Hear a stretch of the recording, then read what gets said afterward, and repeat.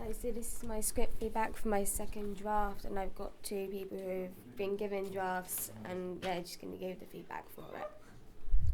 Want to start, shall I? You start. Okay, first of all, the title's called Pop and Talk for Emily and guest presenter. I don't think there's enough talk, considering Pop and Talk suggests to me there's going to be discussion about pop, and other than commenting on music videos, which I'm going to come to in a minute, I don't think there's much talk about pop. So could there be maybe discussion about pop charts, maybe about the album releases or single releases, who's selling, who's got the most hits on their videos on YouTube or something like that? Or could you maybe have like more content related to pop in terms of like maybe do a head-to-head section against like a segment where two artists go head-to-head and you play some of their tracks like a mashup or something like that? But there needs to be more about pop in terms of discussion.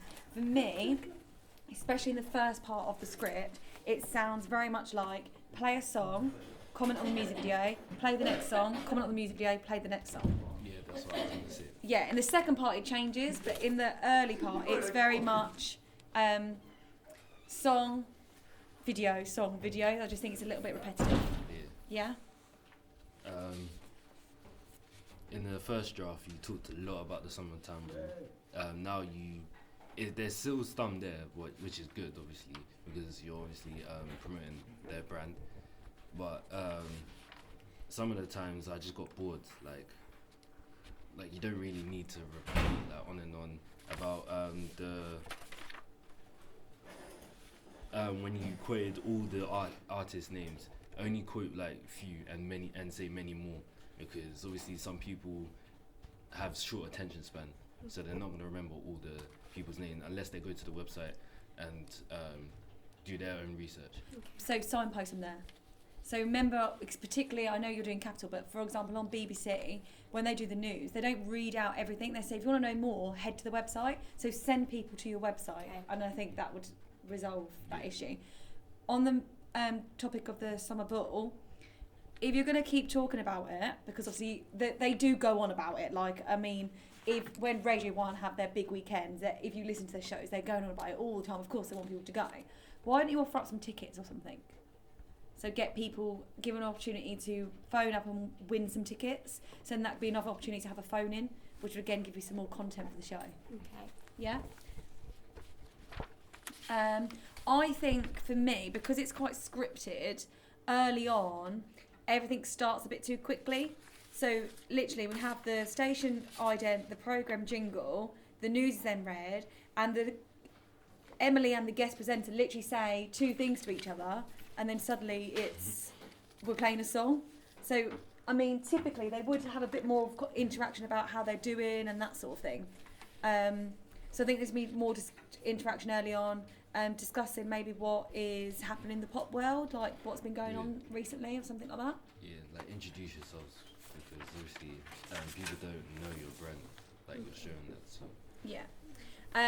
I think there's better signposting in this one. So you've been more aware in draft 2 of saying we've got these songs coming up, but then you're not playing them just yet, which is good because that keeps people listening. But I think you need to let people know early on how they can get involved. So you say don't forget about the games, guess the song and guess the artist, but you don't tell us how we're actually get involved in those games. Okay. So how can I be involved in that game if I want to be? Also, in the guess the jingle, I think instead of using Twitter, I think you should do like a phone call like that, so you'll get that audience, that listener, be more interactive with you and them. Okay. Rather than just having everything through Twitter. Yeah. Also, just a suggestion, guests presenter, when they say here are the rules and they're going to play the 15 different songs for the first game, which is guess the soundtrack, is it? Guess the song? Yes. I think that's massive. 15 songs. If I'm driving in my car and I'm hearing clip, pause, clip, pause, clip, pause 15 times, I think that's quite substantial. So I would suggest either making it shorter, maybe 10 songs or even 5 songs. 15 is massive. Or put the game in 2 parts. Okay. So maybe the first time is the first person to have an opportunity to have a go, and then the second time maybe another viewer, listener 2 has the opportunity to play the game. Okay. But I think 15 is quite a lot. Yeah. Also, have you thought about SFX or countdown or something during that, rather than just having a pause in between each clip?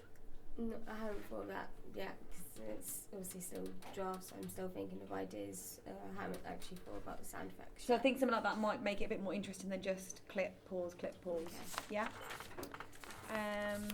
I liked how when you was reading the tweets, you said about at 123 Jess. Yeah. So if the listener was listening to that, and if she tweeted it, she will feel more appreciated. Yeah, because I took in your example of like adding that sort of, so make sure they know who they are and they're known. So Yeah. Perfect. That, yeah, I like that too. What about maybe, you know, when you say we've already got people tweeting the answers that they think to the first game. What about, again, not at 123, whoever that person is, but at somebody else? Don't know where you got Shawn Mendes from number 4. Keep trying, like, because people, I know particularly on, I can only relate to shows that I listen to, but on Trevor Nelson, for example, he'll always reveal wrong answers in the lead up to the answers being revealed. So that might be, again, being an idea to interact the audience, but also get them to retweet. So Okay. just an idea. An idea for more topic of conversation. You say that song may be one for the summer because of the beat that Martin uses for the song. Then you go, do you want to do this game and read out what is needed? You and the guest presenter can have a discussion about songs that evoke summer. That's another opportunity to have a discussion about pop, okay. just as an idea. I think there needs to be more frequent use of your show ident. You use it once in the whole show at the beginning. Okay. So if I listen to your show 10 minutes in, 20 minutes in, how do I know that I'm listening?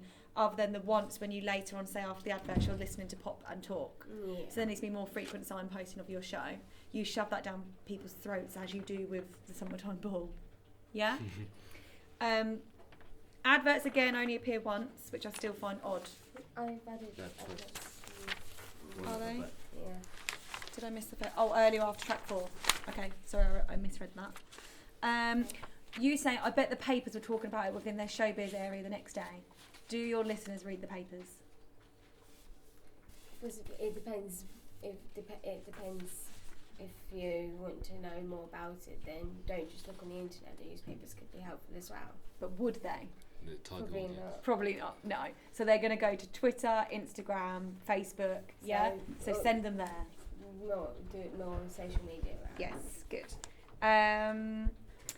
The show ends very abruptly. Hear the result from Guess the Song, Guess the Artist, and then it ends. Yeah? So we need to end the show with a sign off. We need to play Tell Me what's coming up next, what show's on next. Okay. Yeah? Yeah. Anything Yeah. else? Nah, that's it too. Okay.